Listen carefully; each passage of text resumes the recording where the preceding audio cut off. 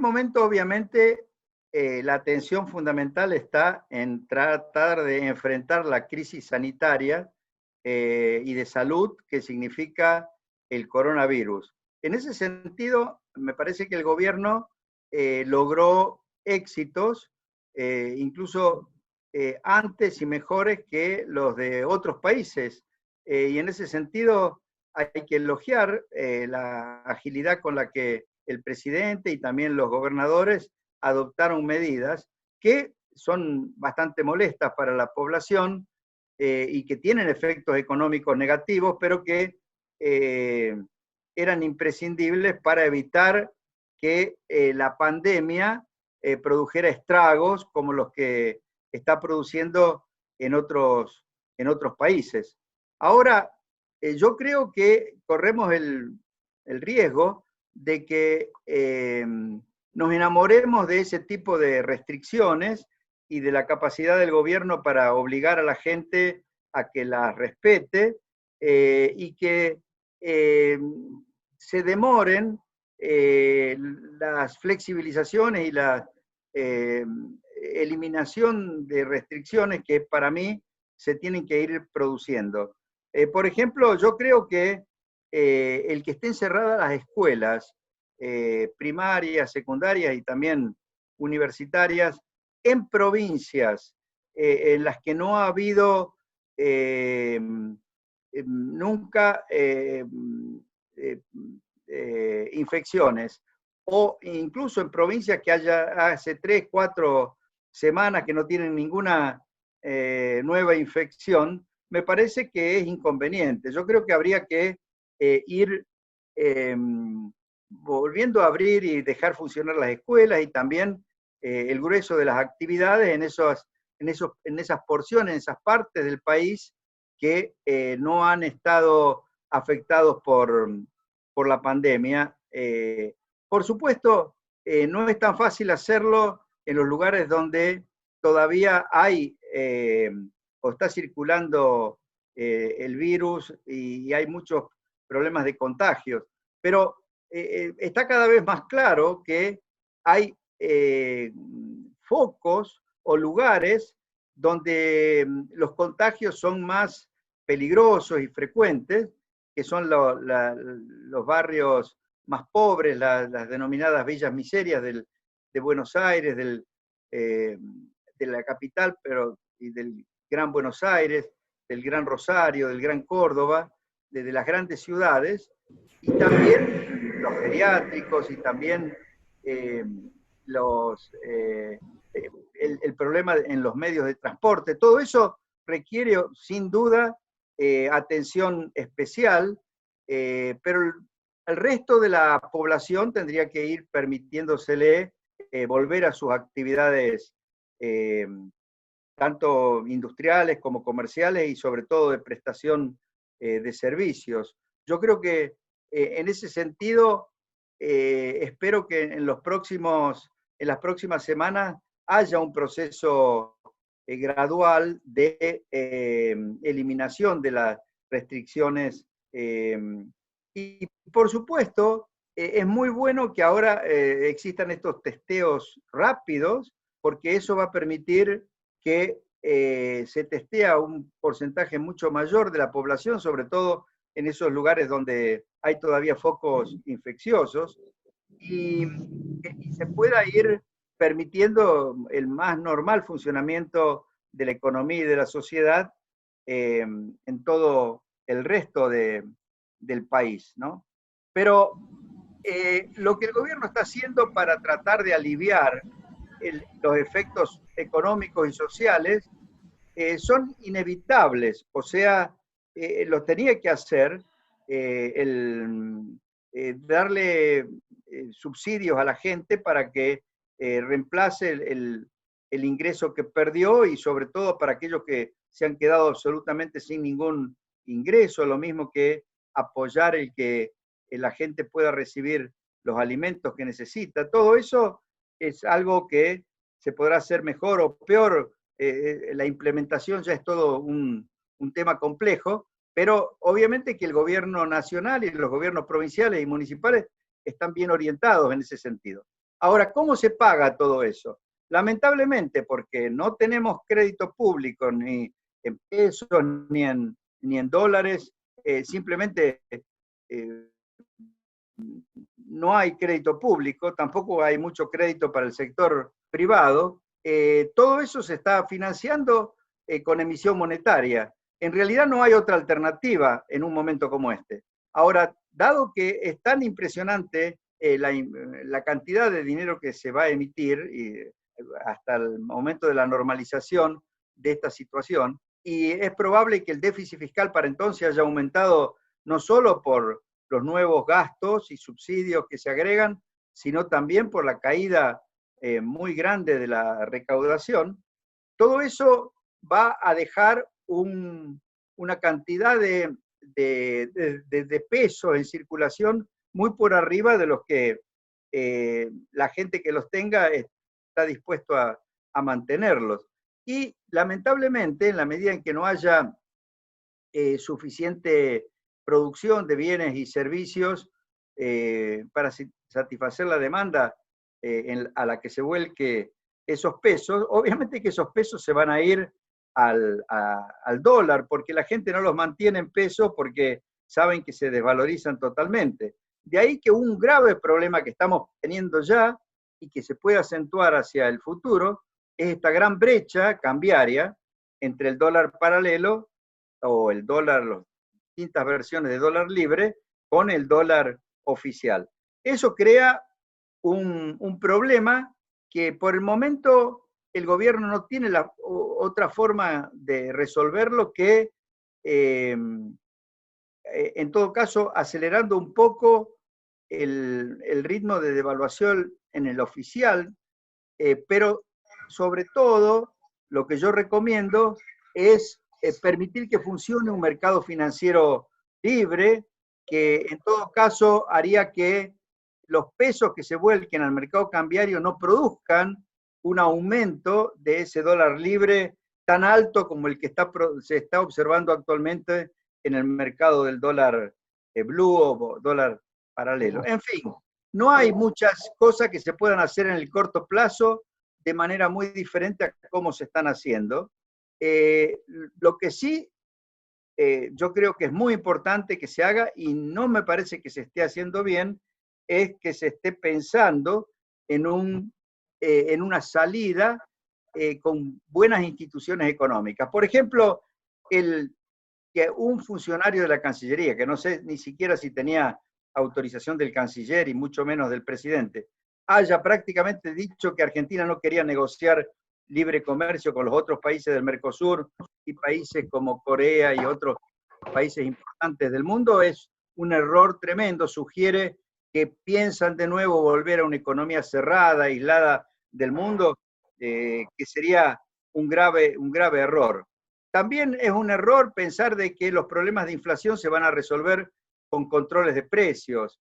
En circunstancias como esta, los controles de precios no van a funcionar y van a desalentar el abastecimiento, van a obligar a muchos comerciantes a que o bien incumplan las normas o directamente no ofrezcan, se cierren, etc.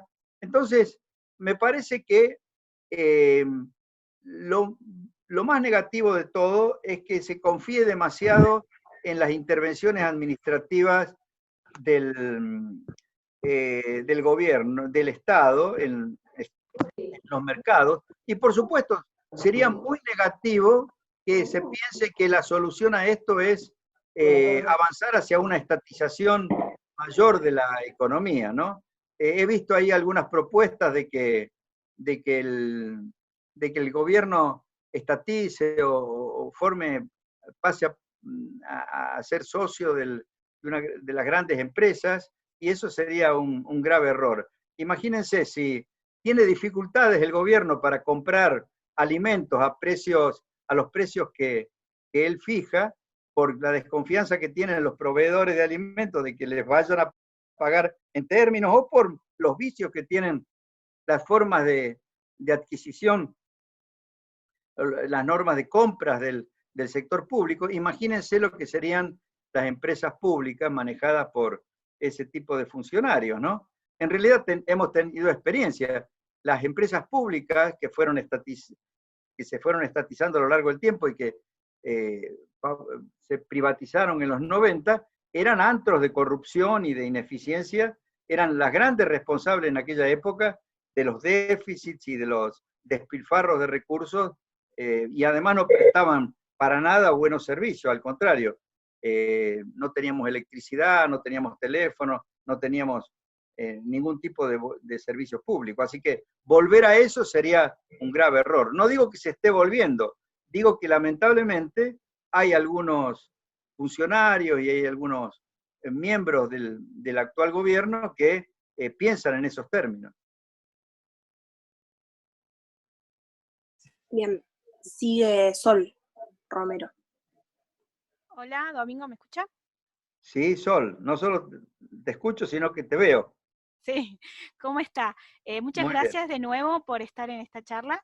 Mi pregunta va más en términos de institucionalidad y credibilidad. ¿Qué sucesos cree usted que fueron muy importantes para, digamos, romper esa institucionalidad del país y la credibilidad que tanto nos afecta? ¿Y cuánto cree que tardaríamos en reconstruir la institucionalidad y la credibilidad de este país para que, bueno, cuando queramos ir al mercado a pedir crédito, por ejemplo, sea mejor que ahora, digamos? Lamentablemente va a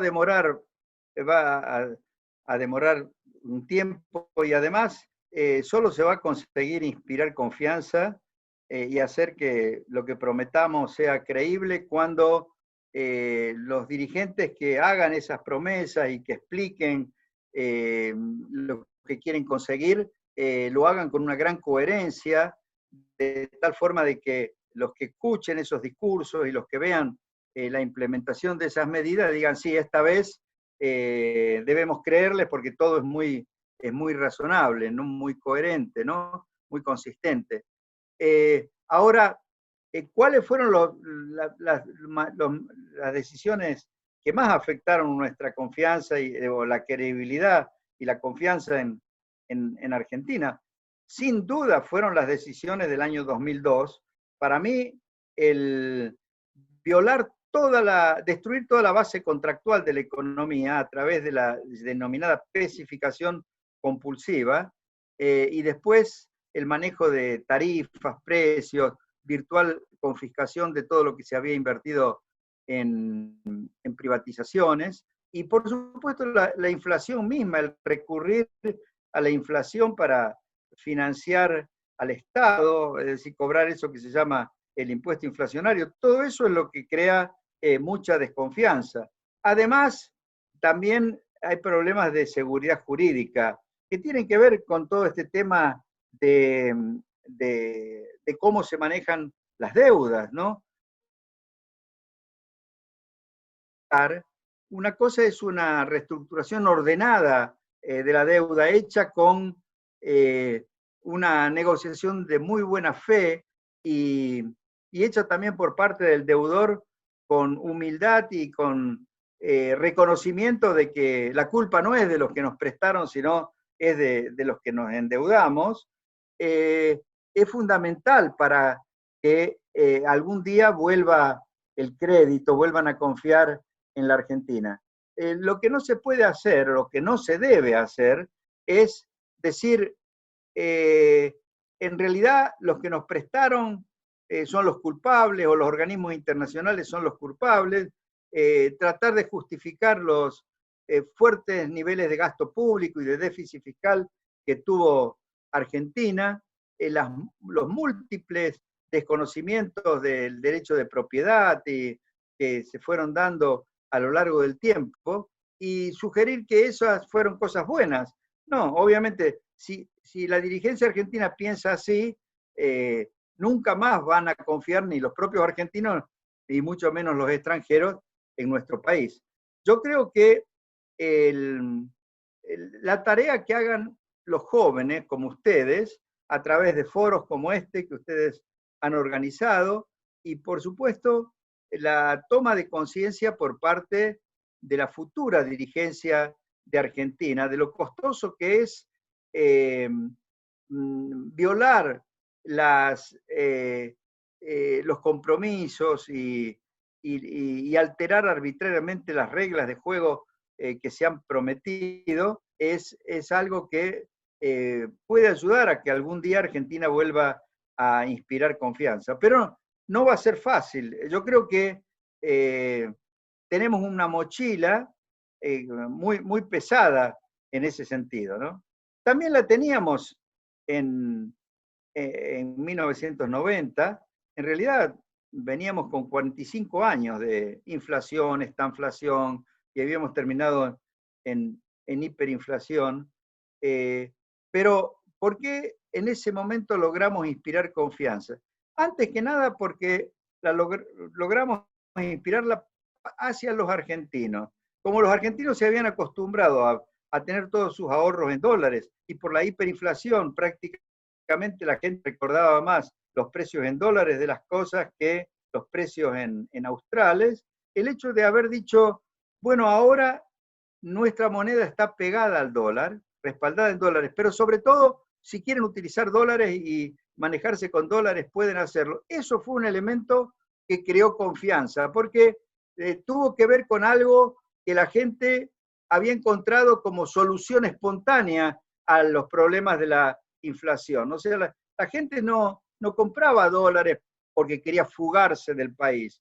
Compraba dólares, como lo mismo que lo que hace ahora, porque quiere proteger sus ahorros. Entonces, reconocer que es importante que la gente pueda proteger sus ahorros y las inversiones que puede hacer, es muy importante para inspirar confianza. O sea, no se va a inspirar confianza entre quienes son capaces de ahorrar y tienen capacidad para invertir o para financiar inversiones si se les dice, señores, nosotros no queremos que ustedes protejan sus ahorros y estamos preparándonos para manoteárselos y sacárselos. Obviamente que así nunca se va a inspirar confianza, ¿no? En primer lugar, yo nunca hubiera sido ministro de Macri, porque Macri no quería un caballo en su gabinete, en el sentido, no porque no me quería a mí, él lo dijo expresamente, sino que él no quería tener lo que llamaban un superministro de Economía. Ese fue un grave error. Podría haberlo llamado a Ricardo López Murphy, podría haberlo llamado a Carlos Melconian, pero para dirigir un Ministerio de Economía como el que yo dirigí en el 90, a partir del 91, es decir, un Ministerio de Economía que tenía todos los resortes necesarios para manejar la economía. Y por supuesto, ese fue un defecto, yo diría, de la personalidad de Macri, porque se ve que no se sentía muy seguro él. Y dice, si pongo un ministro de Economía muy fuerte y las cosas van bien, el mérito va a ser de ese ministro y me va a hacer sombra a mí. Ese complejo, por ejemplo, Menem no lo tenía, porque Menem es un político que se sentía muy seguro de sí mismo y lo que quería era tener colaboradores que le resolvieran los problemas. Y eso de que decían que había celos entre Menem y yo, son puras mentiras. O sea, con Menem nos llevamos muy bien hasta que empezamos a tener problemas derivados de algunos atorrantes que dentro del gobierno empezaron a querer meter la mano en la lata y empezaron a manosear a la justicia y me empezaron a perseguir para tratar de que yo aceptara ciertas cosas que yo no podía aceptar. Y bueno, y eso hizo que tuviéramos algunos problemas al final del periodo. Pero en lo que respecta al apoyo que un presidente le tiene que dar a un equipo económico y el liderazgo que tiene que reconocer a alguien al frente de ese equipo económico, lo de Menem fue ejemplar. Lamentablemente no lo fue así en el caso de Macri, ¿no? Entonces,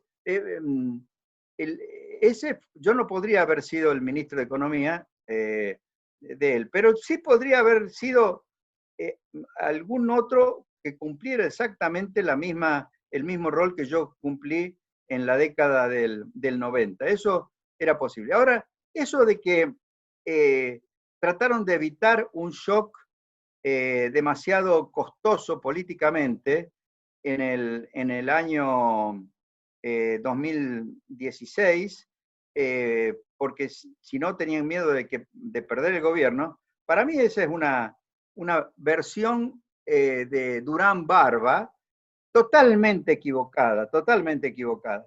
Al contrario, yo creo que cuando un gobierno es consciente de que tiene que adoptar medidas difíciles, las tiene que adoptar precisamente en el primer momento, que es cuando no lo van a sacar seguro del gobierno porque acaba de ser elegido y cuando tiene la autoridad para decir, bueno, yo hago estas cosas porque considero que son imprescindibles y me ha dado el pueblo el poder para poder hacerla. Yo creo que podría, además, cuando, por ejemplo, se hizo un shock que no fue el mejor de todos, que fue la unificación del mercado cambiario. Además tuvo un costo, porque como el gobierno anterior había vendido dólares futuros, tuvieron que pagar una especie de premio a los que habían comprado el dólar futuro, que costó como 6.000 o 7.000 millones de dólares y obligó a endeudarse. O sea, eso fue un error. Ahí tendrían que haber sido gradual, haber unificado el mercado cambiario, pero en un periodo de 6 meses, cuando ya se hubieran vencido todas las operaciones de seguro de cambio, de venta de dólar futuro, sin incurrir en esa pérdida.